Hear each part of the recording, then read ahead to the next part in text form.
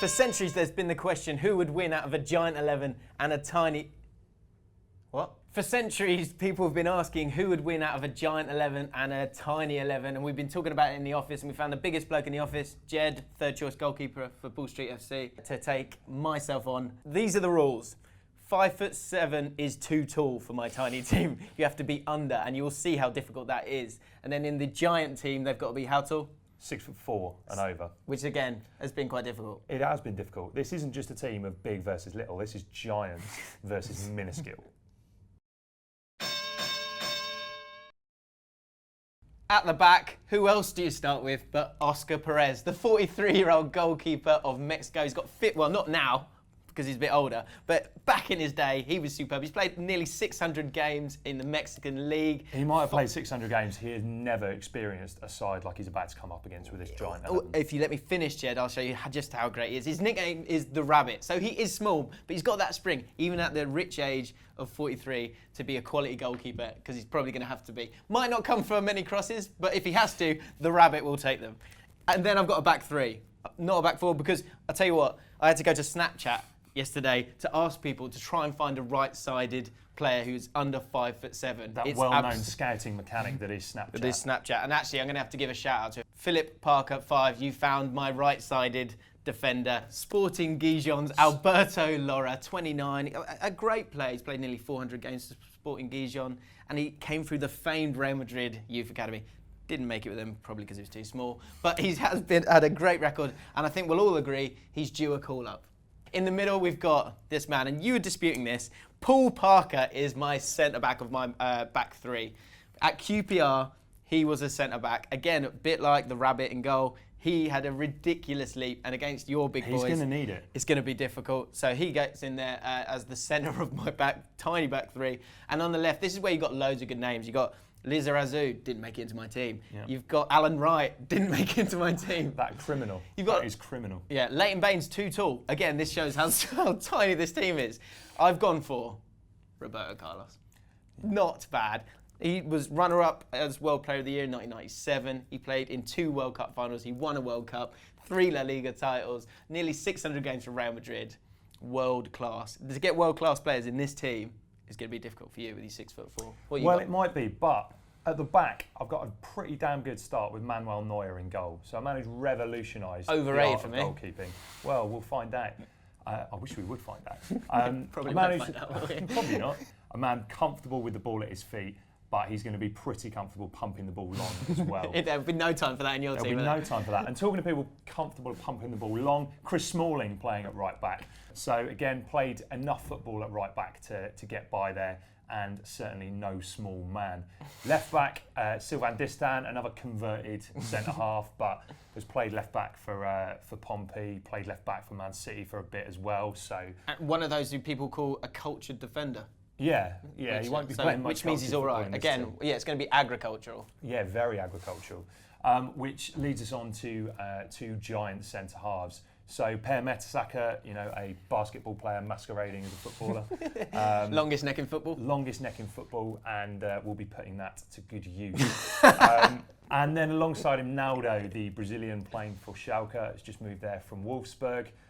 They've lost all of their games in the Bundesliga. Why are you telling people this? You're trying to win this round. Know, but what I'm saying is that's what he needs. They're probably too busy trying to play some kind of cultured football, and that's not what this team is about. We're going to get him back to his roots of pumping the ball very, very long upfield, and that's where you're going to have trouble. Paul Parker or no Paul Parker. Right, midfield have actually got a bit of culture in here with Patrick Vieira. To be fair, a guy fairly comfortable with the ball at his feet. Right, he's a bit more than just a warrior, but a warrior he is. Alongside him, a man less cultured in Fellaini, but again, a Man United player, so he's perfectly comfortable watching the ball get hoofed upfield. How much does it hurt to have someone like Fellaini in your midfield? That's not good enough. The Giants are surely going down if you've got someone like Fellaini playing. I don't think so. Like I say, he's comfortable playing this system, having played under Van Gaal for the last couple of years. So I think, and again, the crowd are going to love him. He'll be a cult hero. There'll be Fellaini wigs. on the terraces. So I think that can only be a good thing. We're going way too deep into this. The morale of your club will be better than ours. It gets better as well, but yeah, that's certainly a big element of this. Nemanja Matic makes up the midfield three, so again, plenty of industry. Got a bit of quality there as well, actually. There is a bit of quality, but he won't be using much of that. He will be hoovering up all the loose balls in midfield because there's going to be a lot of that if Paul Parker's leap is as good as you say it is. I'm going big in the midfield. Obviously, we only got 3 at the back, so not big. So I'm going for quantity in the midfield because I can't go big. So you guys have got a load of giants. In my tiny midfield, I've got 5. I've got wing backs, and I've had to make some massive calls here. There's some big players that are missing out. People like Giovinco, people like Janino don't make it into the team. Makaleli doesn't make it into my team. But what we do need is we need to get around the ball. When there are all these long balls being pumped up forward, which you have made clear is going to be your tactic, we need people going to deal with it. And people are going to deal with it are going to be my 2 holding midfielders. Firstly, we've got N'Golo Kante. This guy gets everywhere. You saw it all last season. So many more interceptions than anyone else. And when the ball drops, because it will have to drop at some point, N'Golo Kante is going to be there to sweep up and make everything safe and okay. If he's not gobbled up by the class that is Vieira or Matic, or Fellaini doesn't kick in. Could be tricky, yeah. Alongside him, once we do get the ball, we're going to keep the ball. And we're also going to have a load of pace, which I'll get onto in a second. But Paul Scholes makes it into my team. The metronome that is Paul Scholes. He's not going to talk. He's not going to do any of that stuff. Since he became a pundit, it's become a bit annoying, hasn't he? But as a footballer, remember that. He was quality. He was amazing. He won absolutely everything. And in terms of brains and quality against brawn of the Giant 11, he will keep the ball. He won't lose it. But this is going to be a fiery encounter, right? I've made that abundantly clear. This team is going to be set up to turn it into a real battle. And Scholes is a player who, if he ever had a weakness, it was a rash challenge. So you got to try and keep him on the pitch. Absolutely correct. A rash challenge, but a rash challenge against pace. There is no pace in this Giants 11. So actually, his tackles will be bang on the money, and he's not afraid of a tackle. You've got to admit that. I do, yeah. I can't dispute that. But when Patrick Vieira's in his ear, and all those memories come flooding back of the Battle of the Buffet and the Battle of Old Trafford, just watch, see if he's going to lose his head or not. On the wide areas, I need pace, I need stamina. So I've made 2 difficult calls here. You might get angry at this, but this is what I'm going with. I'm going with Nathan Dyer as my right wing back. Pace, again, not height, but stamina. He's got absolute wheels. On the other side, I'm going with Aaron Lennon, and you can swap these guys, interchangeable. Pure quality there.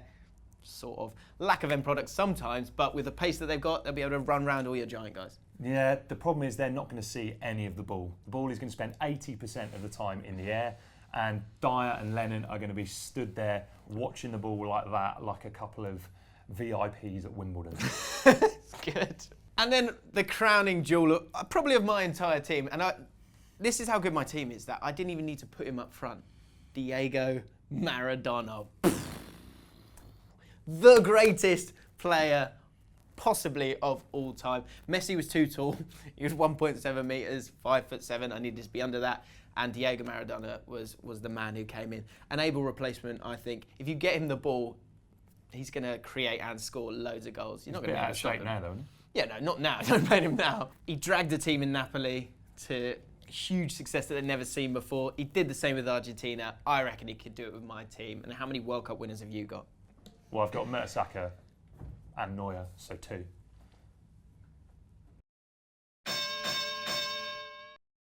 Up front, the quality continues. We've got 2 superb players and we've got amazing work rate, and then someone who hasn't got amazing work rate, but he'd be great on the social night out, and he just scores. Oh, now he's thinking about culture. Yeah, see? That's a different side of the club. You think. Siege mentality. We're not really bothered about the fans with you and your the Fellaini lovers, who I'm not sure exist. Let us know in the comments below. Those wigs are a hit in the club shop, Really? I'll tell you that much. Yeah, which would allow you to invest in more giant players. Yeah, exactly. And growth hormone. God, imagine if they got big. Up front, for me, it's got to be Alexis Sanchez. The guy works stupidly hard, so he'll be able to make up for it. And I'm going to get into my tactics in the next round, but he'll be crucial in that as well, because you've got Maradona, who might need a breather now and again, and also the other guy who's going to play up front with him, Romario. He scored over 1,000 goals, apparently. Don't believe those kind of things, do you? Oh, I don't know. You're the one out scouting South America for all your players, so you tell me, guys. He scored over 1,000 goals in professional football. It's true. He won the World Cup, 1994, Golden Boot. The guy was incredible and an absolute lad, which is always good in a team. Romario, and Maradona in the same dressing room. Yeah, good luck with that one. Right, up front, this is where I think the game is going to be won. I've gone for Zlatan, so a man who's definitely a hit with the fans, and also possesses that bit of class, but is so comfortable in the air and can finish. So hang on a minute, he's talking about people with trouble. He's got a giant ego, probably the biggest ego that any footballer's ever had. Him and Joey Barton. But I know how to play up to that. You know, I'm gonna give him kind of a little bit of free rein in there. So I've got no problem with Zlatan. I think he'll be comfortable. Alongside him, Jan Koller, a vastly underrated footballer, right? And an absolute behemoth of a man. Now we are going to find out just how comfortable your centre halves are when Jan Koller is there, because the man is 6'7". He's so good in the air and has a great touch for a big lad. Great podcast, check it out. Peter Crouch completes this triumvirate of giants up front.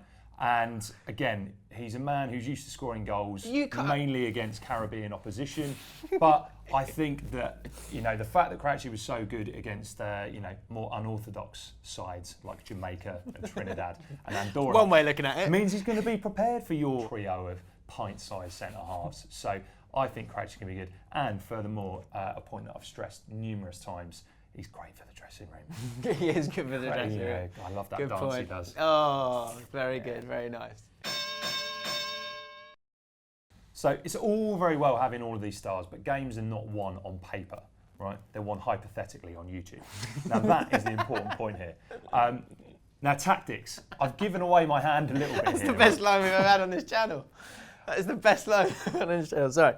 I've given away my hand here slightly, right? This is going to be relentless. Who is actually going to win this game? Well, I feel it's definitely going to be my massive side, right? It's going to be uncompromising. It's going to be long balls. It's going to be death from above, raining in from 70 yards out, while your three small centre-halves fail to deal with the huge physical presence that is my massive front three. That's fine, and that's great, but you're not looking at this properly. There's going to be two things here, right? You're going to be living off set pieces or goal kicks, but we're not going to give many of them away because we're going to keep the ball. When the ball does come down, and this isn't a team of Clebersons who are just going to do the little seal thing, carry on with the ball in the air all the time. The ball's got to come down at some point. And when it does, I've got N'Golo Kante there to mop it all up. I've got a group of guys who are really coming together as a team and are going to show the morale that you were talking about earlier, which is a huge part of it. And I'll come back to tactics, but morale is huge. This team has got egos, but it's also got water carriers. N'Golo Kante is a huge part of that. Paul Parker, completely underrated as a centre-back. Some people didn't realise he was because he played at Man United. At QPR, all QPR fans, let me know in the comments below, or let them know in the comments below, how good a centre-back Paul Parker was. We're also going to play a high line. Oh, right. Yeah, okay. So go on, play your long balls. You're only going to get to the halfway line, then what? Well, all right. I think what you're underestimating here is, yes, sure, it's a massive side, but there is plenty of industry, and there actually is plenty of stamina and energy in that midfield as well. Matic and Vieira could run for days, so I'm not actually in the slightest bit worried about that. You just got to be worried about trying to keep the ball. How many trophies did Stoke or Bolton win? Doesn't Nothing. matter. It's a so one-off overall, there's no way the Giants can beat the Tiny. This isn't a league season, right? That's something you're going to have to comprehend with. It's going to be a hostile environment. And I've decided where this fiction stadium is going to be, but it's going to be absolute murder to play in. So we've given you our teams, the Tiny team and the Giant team, but we want to know what you think. Vote right now using the poll cards and let us know if there are any players that we missed out that should have made it into the Giant team or the Tiny team. Remember, the rule is they have to be under 5'7". That's 1.7 metres. That's 170 centimetres. Or they've got to be 6'4" plus. Yep, so that's 193 if you like metrics. Absolutely. If you enjoyed the video, make sure you give it a like. Please subscribe to Ball Street and also let us know what other mythical teams you would like to see us take on in You Decide next week.